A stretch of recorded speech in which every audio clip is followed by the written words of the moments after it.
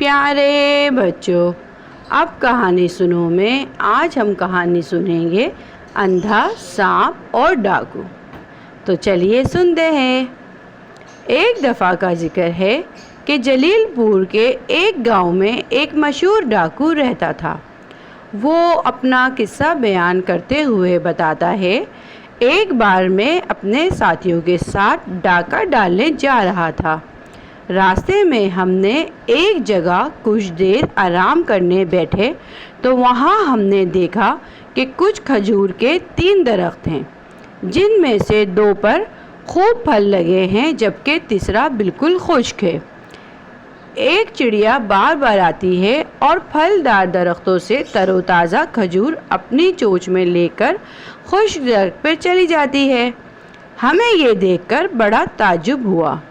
मैंने 10 मरतबा चिड़िया को खजूर ले जाते हुए देखा तो मुझे जानने का तजस्सुस हुआ कि आखिर इस खुश्क दरख्त पर ऐसा क्या है जो ये चिड़िया बार बार फल उतार कर वहाँ पहुँचाती है।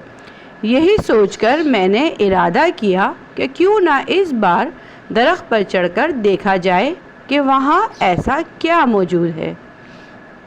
इसी इरादे के साथ मैं दरख्त पर चढ़ गया तो क्या देखता हूँ कि वहाँ एक अंधा सांप मुंह खोले पड़ा है और ये चिड़िया वो तरोताज़ा खजूर इसके मुंह में डाल रही है। मुझे ये देखकर इस कदर हैरत हुई कि मैं बेख्तियार रोने लगा।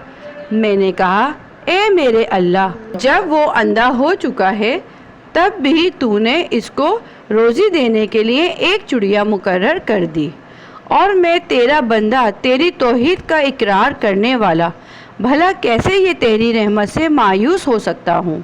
किस तरह तेरे बंदों का माल लूटकर इन्हें नुकसान पहुँचाता हूँ।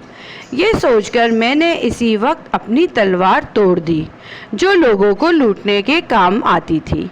मैं अपने साथियों के पास आया तो मेरे हाथ में टूटी हुई तलवार और आंखों में आंसू देखकर वो कहने लगे, तुझे क्या हो गया है। तब मैंने जवाब दिया कि मैंने अपने रब से तौबा कर ली है, अब बस मुझे इंतज़ार है मेरी तौबा कब कबूल हो। ये कहकर मैंने सारा किस्सा अपने साथियों को सुनाया, जिसने मेरे साथियों के दिल पर भी बेख्तियार असर किया। खुदा से माफ़ी मांगते हुए सब ने अपनी अपनी तलवारें तोड़ दी और वो लूट का सामान वहीं छोड़कर अपने घर चल दिए। तो बेटा, हमें इस कहानी से क्या सबक मिलता है?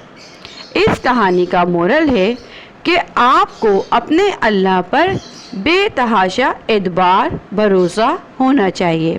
यकीन जितना पक्का होगा अल्लाह हमसे उतना ही राज़ी होगा।